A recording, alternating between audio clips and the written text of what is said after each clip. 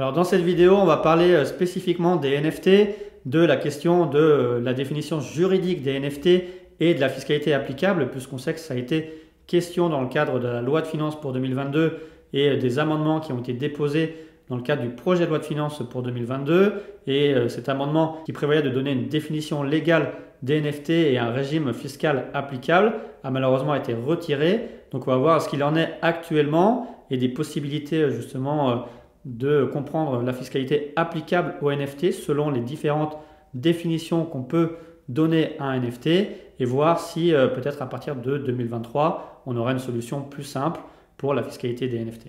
Alors effectivement, être ou ne pas être un actif numérique, voilà une bien belle question contemporaine pour le marché de l'art et pour le marché des cryptoactifs, de savoir est-ce qu'un NFT est un actif numérique, est-ce que c'est une œuvre d'art, est-ce que c'est un bien meuble.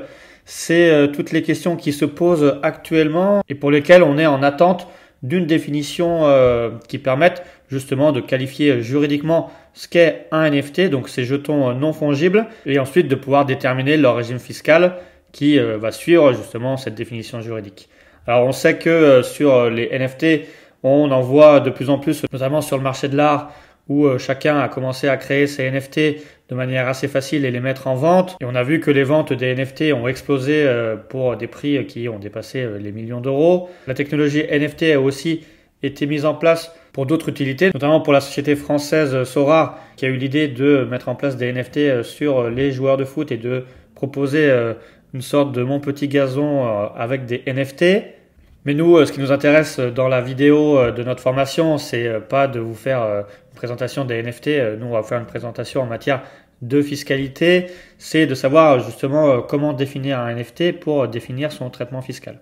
Alors, il faut savoir que cette question est quand même assez complexe, qu'il y a eu des questions qui ont été déposées par les sénateurs, notamment en avril 2021, pour obtenir une définition juridique des NFT. Et malheureusement, à ce jour, on est toujours en attente d'une définition et d'une réponse sur cette question déposée. Ensuite, comme je vous ai dit en introduction de la vidéo, la qualification des NFT a été mise en lumière de façon plus visible dans le cadre du projet de loi de finances pour 2022, puisque parmi les amendements qui ont été déposés sur la fiscalité des crypto-monnaies, il y a eu un amendement déposé sur les NFT. Et justement pour éclaircir le régime fiscal de ce cryptoactif, donc de ce jeton non fongible. À la fois pour lui donner une véritable définition juridique, pour lui donner un statut fiscal, en estimant qu'il faudra suivre le régime du sous-jacent pour déterminer la fiscalité applicable au jeton, donc à ce NFT. Alors malheureusement, cet amendement a été retiré puisqu'il avait une simple vocation à faire lumière sur l'existence de ces NFT et à montrer à l'Assemblée que ce sera une question nouvelle qu'il faudra traiter rapidement. Malheureusement, il a été retiré, mais on peut quand même s'en tenir au fait que ça sera sûrement le futur applicable, peut-être à partir de janvier 2023, sur la fiscalité applicable aux NFT. Pour le moment, ce qui se passe maintenant et pour la fiscalité applicable sur 2022, effectivement, on est toujours sur un certain flou et c'est là qu'on va essayer de vous apporter le plus de précision possible et de plus de réponses pour que vous puissiez anticiper votre fiscalité si vous avez des opérations avec des NFT avant 2023, dans l'attente peut-être d'un projet de loi de finances pour 2023 sur lequel il y aura un nouvel amendement applicable sur les NFT, une nouvelle définition juridique pour les NFT et une reprise de régime fiscal sur l'application de la fiscalité du sous-jacent. Mais effectivement, à ce jour, lorsque vous êtes un collectionneur personne physique et que vous souhaitez investir dans les NFT, se pose la question de savoir est-ce que c'est un actif numérique, est-ce que c'est un bien meuble ou est-ce que c'est une œuvre d'art ? Puisque peut-être qu'à partir de 2023, on aura une exclusion totale ne permettant plus de considérer qu'un NFT c'est un actif numérique, mais qu'on va regarder juste ce qu'il y a dans le sous-jacent pour comment qualifier la fiscalité de votre opération. Mais pour le moment, un NFT peut être considéré comme un actif numérique, comme un bien meuble ou une œuvre d'art. Et c'est là où va se poser la question, notamment selon les montants en jeu, de peut-être faire un rescrit pour sécuriser votre opération et être sûr de votre fiscalité applicable et éviter tout redressement fiscal ultérieur. Notamment s'il y a un changement complet de fiscalité à partir de l'année prochaine, dans les années suivantes. Donc c'est pour ça qu'on vous a fait un petit tableau récapitulatif sur les différentes possibilités en matière de fiscalité des NFT. Si on considère que c'est un actif numérique au sens de l'article 150 VH bis du CGI, donc au sens de la définition des actifs numériques prévus pour les gains de cession occasionnels, dans ce cas-là, effectivement, on rentrerait dans ce régime classique du 150 VH bis du CGI. Ça veut dire que si vous souhaitez vendre un NFT, dans ce cas-là, si vous allez vendre un NFT contre une monnaie fiat, vous allez tomber sur la flat tax à 30%. Et s'il n'y a aucune modification jusqu'à janvier 2023, peut-être que vous pourrez opter pour le barème progressif d'imposition à partir des cessions réalisées à compter du 1er janvier 2023. Si vous cédez par contre votre actif numérique contre une crypto, donc contre un autre actif numérique au sens du 150 VH bis du CGI, dans ce cas-là, vous rentrez dans les opérations non imposables d'échange crypto-crypto et donc vous n'avez pas d'imposition si vous allez céder votre NFT contre une autre crypto. Et si on veut prendre le cas de l'achat, eh ben, ça sera exactement la même chose. Si vous allez acheter un NFT avec des cryptos, comme on va considérer ce NFT comme un actif numérique au sens du 150 VH bis, vous serez dans un échange crypto-crypto et vous n'allez pas déclencher d'imposition. Mais effectivement, on le voit à la lumière de l'amendement qui a été déposé dans le cadre du projet de loi de finances pour 2022, la définition d'actif numérique se prête mal au NFT et il faut voir si on peut rattacher la fiscalité des cessions de NFT à la fiscalité de cession de biens meubles ou alors d'œuvres d'art. Effectivement, si c'est un bien meuble, on va rentrer dans les dispositions de l'article 150 UA du CGI. Dans ce cas-là, lorsque vous allez faire une cession, vous allez déclencher une imposition dans tous les cas, que vous cédiez contre une monnaie fiat, contre une crypto ou même contre un NFT. Dans ce cas-là, vous aurez une imposition. Il faut savoir quand même que ce régime de cession des biens meubles, il y a certaines spécificités. Vous serez exonéré sur toutes vos cessions si pour chacune des cessions, le prix de cession est inférieur à 5 000 €. Et ça sera votre plus-value qui sera imposable, votre plus-value qui sera prix de cession moins prix d'acquisition. Et vous bénéficierez également d'un abattement de 5% par année de détention au-delà de la deuxième année, ce qui veut dire que après une durée de détention de 22 ans, vous serez entièrement exonéré. Si vous avez un prix de cession supérieur à 5 000 € ou que vous cédez votre NFT avant 22 ans, vous aurez l'application du taux d'imposition qui est de 19% avec 17,2% de prélèvements sociaux à ce jour, ce qui fait un montant total d'imposition de 36,2%. Effectivement, la première optimisation fiscale dans ce cas-là, ça sera de faire des cessions qui seront à chaque fois inférieures à 5 000 €, comme ce qui se faisait avant en matière de crypto, avant la réforme de 2019 qui a consacré la fiscalité des actifs numériques dans le 150 VH bis. Et bien sûr, si vous avez une cession imposable au titre d'une plus-value de biens meubles, dans ce cas-là, vous avez aussi une déclaration à effectuer au titre du formulaire 2048 que vous devez déposer au service des impôts dont vous relevez dans un délai d'1 mois à compter de la cession. Et vous devrez également payer les impôts que vous aurez à payer. De même, vous aurez un report du montant de la plus-value nette de cession qui a été imposé à ce taux de 19% d'impôt sur le revenu dans votre déclaration 2042C, ligne 3VZ, pour que ça soit pris en compte dans votre revenu fiscal de référence et sur les plafonnements globaux de tous les avantages fiscaux que vous pouvez bénéficier dans d'autres cadres. Si par contre vous considérez qu'un NFT c'est une œuvre d'art, dans ce cas-là vous allez tomber sur les dispositions d'article 150 VI du CGI. Dans ce cas-là, si on peut considérer que le NFT est une œuvre d'art ou contient une œuvre d'art, dans ce cas-là vous serez soumis par principe à la taxe sur les objets et métaux précieux. Dans ce cas-là, également, on a toujours une exonération des cessions lorsque le prix de cession est inférieur à 5 000 €. Donc ça reste la première grosse optimisation fiscale de faire des ventes de NFT pour un prix de cession inférieur à 5 000 €. Comme ça, pas de déclaration, pas d'imposition.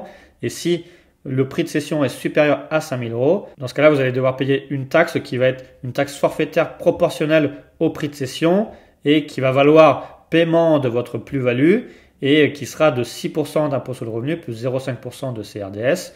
Donc ça fait 6,5%. Dans ce cas-là, effectivement, vous aurez également à remplir un formulaire qui est le formulaire 2091 qui devrait être accompagné du paiement du montant de la taxe. Et après, vous n'aurez plus aucune obligation déclarative en matière d'impôt sur le revenu. Il faut savoir qu'il faut quand même faire attention au niveau de la taxe puisque si l'administration fiscale estime que vous étiez soumis à cette taxe et que vous n'avez pas fait ce déclaratif et pas payé le montant de la taxe, l'administration fiscale peut vous sanctionner d'une amende fiscale égale à hauteur de 25% du montant des droits éludés. Donc l'amende peut être quand même assez importante si vous avez fait une grosse cession et qu'elle considère que vous êtes dans un régime d'œuvre d'art. Après, sur cette question d'œuvre d'art, on va voir plus loin dans la vidéo, il y a beaucoup de questions en suspens, mais il faut faire quand même attention sur cette question-là. Et par contre, effectivement, lorsque vous êtes sous le régime de cession d'une œuvre d'art, vous avez aussi la possibilité d'opter pour le régime des biens meubles, comme on a vu précédemment, et de retourner sur ce régime spécifique de cession des biens meubles. Dans ce cas-là, vous aurez également une exonération, bien sûr, si le prix de cession est inférieur à 5 000 € et une exonération totale après 22 ans du fait des abattements. Sinon, vous aurez l'imposition à 36,2%. Et dans ce cas-là, si vous avez une imposition et que vous avez un déclaratif et que vous considérez avoir une œuvre d'art, mais que vous optez pour le régime des biens meubles, ce n'est pas le déclaratif 2048, mais c'est le formulaire 2092 à remplir. Alors voilà, effectivement, ça laisse beaucoup d'inconnus. On voit que la première solution, ce serait de considérer que le NFT, c'est un actif numérique. Et dans ce cas-là, en cas de vente ou d'échange contre une crypto ou un autre NFT, on n'aurait pas d'imposition. On voit que cette solution, à terme, ne devrait pas être la solution suivie, puisque dans l'amendement déposé par la loi de finances pour 2022, on voit qu'on veut exclure spécifiquement le régime des NFT du régime de l'article 150 VH bis en tant qu'un actif numérique en tant que tel. Et après, va se poser la question du sous-jacent. Est-ce que c'est un bien meuble ou est-ce que c'est une œuvre d'art? Et ensuite, appliquer la fiscalité applicable justement au sous-jacent dans le token et de voir effectivement quelle est la fiscalité applicable et comment suivre son régime fiscal et faire le déclaratif. Donc dans l'attente d'avoir une consécration du régime des NFT, d'avoir ce régime ad hoc pour ces jetons non fongibles, vous pouvez consulter l'administration fiscale en amont de votre opération de cession du NFT pour lui demander si, par rapport notamment au sous-jacent, vous devez considérer que c'est une cession d'actifs numériques ou une cession de biens meubles ou une cession d'œuvres d'art avec la fiscalité qui est liée. Alors de même, ici, on n'a parlé que pour les investisseurs personnes physiques. Mais bien sûr, si vous allez acheter des NFT par votre société à l'impôt sur les sociétés, vous allez relever la fiscalité impôt sur les sociétés et dans tous les cas, vous serez imposable à l'impôt sur les sociétés sur votre plus-value. Mais se pose aussi la question des créateurs, des artistes, puisque eux, par principe, ils vont relever du régime BNC. Il leur faudra un statut professionnel dès le premier euro, dès leur première vente de NFT, avec par principe une obligation d'être immatriculé, d'avoir un statut juridique avec un numéro SIRET. Dans ce cas-là, au titre du régime BNC, c'est ce qu'on a vu notamment pour la fiscalité des mineurs. Il y a plusieurs choix de statut juridique et de fiscalité applicable. Si vous restez sur un régime classique de BNC, donc de bénéfices non commerciaux, dans ce cas-là, vous êtes par principe, selon le montant de vos recettes, au régime micro-BNC ou alors sous le régime de la déclaration contrôlée, donc le régime réel en matière de bénéfices non commerciaux. Si vous êtes au régime micro, vous aurez un abattement de 34%, comme on a vu sur notre vidéo en matière de fiscalité des mineurs. Vous aurez un abattement de 34% qui prend en compte toutes vos charges. Si ensuite vous avez des recettes qui vont être supérieures à 72 600 € et que vous avez notamment des charges qui sont plus importantes que 34%, vous pourrez opter pour la déclaration contrôlée. Mais dans ce cas-là, vous aurez besoin d'un comptable parce que vous aurez une liasse spécifique à remplir de cette déclaration contrôlée. Et vous aurez plus d'obligations comptables dans ce cas-là. Bien sûr, sans rentrer plus dans les détails, mais si vous êtes créateur de NFT, il faut savoir que normalement, si on considère que vous êtes créateur d'œuvres d'art, selon ce que vous allez faire comme création, vous pourriez bénéficier d'un abattement de 50% sur vos bénéfices imposables sous un plafond de 50 000 € au titre de la première année d'activité et des 4 années suivantes. Donc d'un abattement de 50% sur les 5 premières années d'activité. Effectivement, ce qui est compliqué sur ce régime spécifique pour les créateurs de jeunes artistes de création plastique, c'est qu'on renvoie à la définition des œuvres d'art qui est prévue à l'article 98A grand 2 de l'annexe 3 du CGI et qui en fait comprend une liste limitative et exhaustive des œuvres d'art qui peuvent répondre au régime. Et on verra que ça pose problème sur des possibilités d'optimisation fiscale sur lesquelles on va revenir après dans la vidéo et dont les NFT par principe ne feront pas partie pour le moment puisque les NFT on est sur de la création numérique alors que dans cette liste de l'article 98 grand A grand 2 de l'annexe 3 du CGI on vise les œuvres d'art créées de la main de l'artiste. Donc pour le moment, il est raisonnable de penser que si vous êtes créateur de NFT, vous ne pourrez pas bénéficier de cet abattement. De même, lorsque vous êtes créateur de NFT et que vous êtes un artiste, il y a aussi un autre régime spécifique, je ne rentre pas plus en détail, qui permet de faire un lissage de vos revenus sur certaines années. C'est le régime prévu par l'article 100 bis du CGI.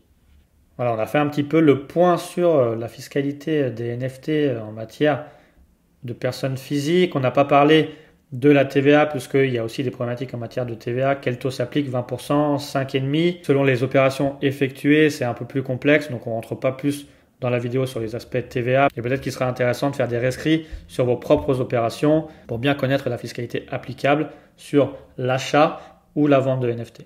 Alors en deuxième partie de la vidéo, je voulais aussi parler un petit peu optimisation fiscale avec les NFT et est-ce qu'on peut reproduire ce qui existe déjà en matière d'optimisation fiscale sur les œuvres d'art, puisqu'il y a cette question primordiale de savoir est-ce que certains NFT pourront être considérés comme une œuvre d'art et pourront bénéficier des dispositifs d'optimisation fiscale en matière d'impôts, notamment pour les sociétés à l'impôt sur les sociétés, et ce dispositif spécifique prévu par l'article 238 bis AB du Code général des impôts. Alors effectivement, il y a cette première question sur la location de NFT. Est-ce qu'une entreprise peut louer un NFT? Est-ce qu'un indépendant peut faire la location de NFT?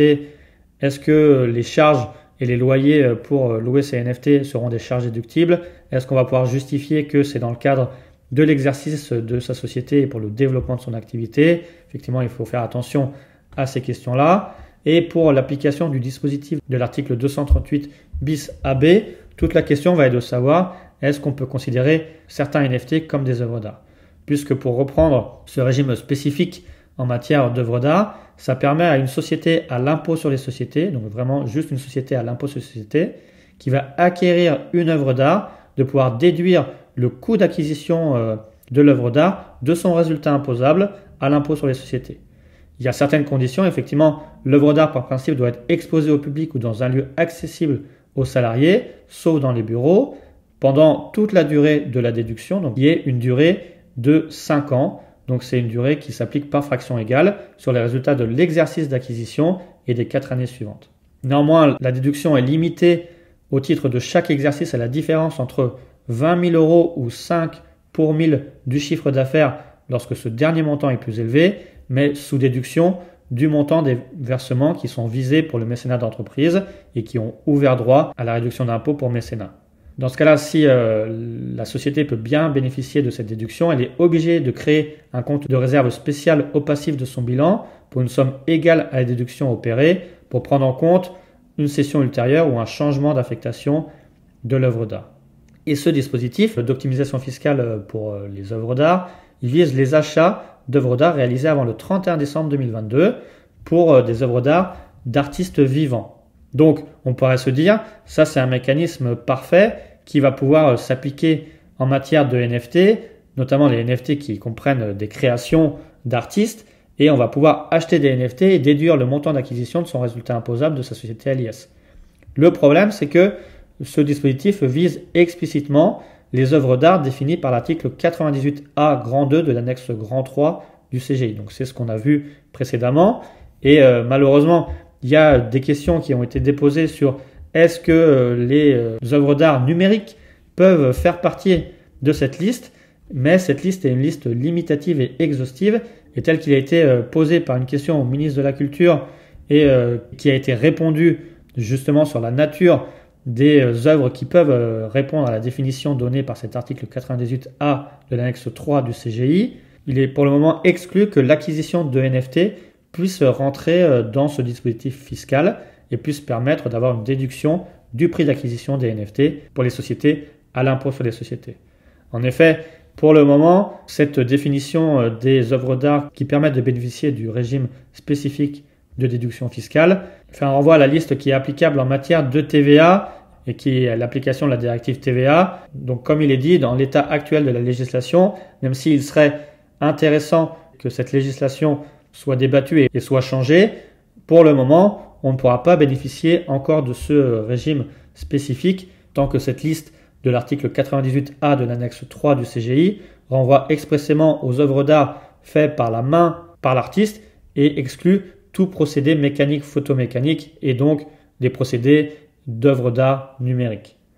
Mais on sait que la réforme de la définition des actifs numériques est en discussion, qu'il y a eu une proposition de règlement qui a été présentée par la Commission en septembre 2020, qu'il y a le règlement MiCA sur les marchés de cryptoactifs qui devrait donner des définitions précises des cryptoactifs ou des actifs numériques. Et également, il est aussi invoqué que du fait que la France va avoir la présidence de l'Union européenne à partir du 1er janvier 2022 pour qu'elle appuie et permette de modifier certaines dispositions, notamment en matière de définition des actifs numériques, et puisse faire évoluer la fiscalité, notamment des NFT, et pourquoi pas justement profiter de ces évolutions juridiques pour bénéficier des optimisations fiscales qui existent en matière d'œuvres d'art. En tout cas, vous le voyez, pour le moment, la fiscalité des NFT et le statut juridique des NFT n'est pas encore définitif.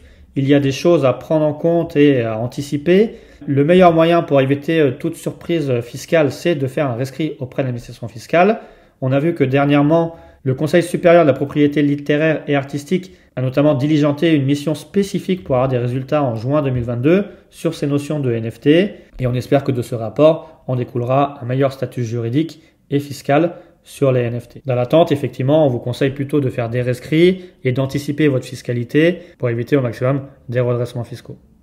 Et d'ailleurs, si vous avez suivi cette vidéo jusqu'au bout, on vous précise que cette vidéo, effectivement, sera elle-même un NFT que vous pourrez acheter en passant par le lien en description, puisque, effectivement, pour aller au bout du bout, autant faire un effet Inception et faire un NFT de notre vidéo sur les NFT.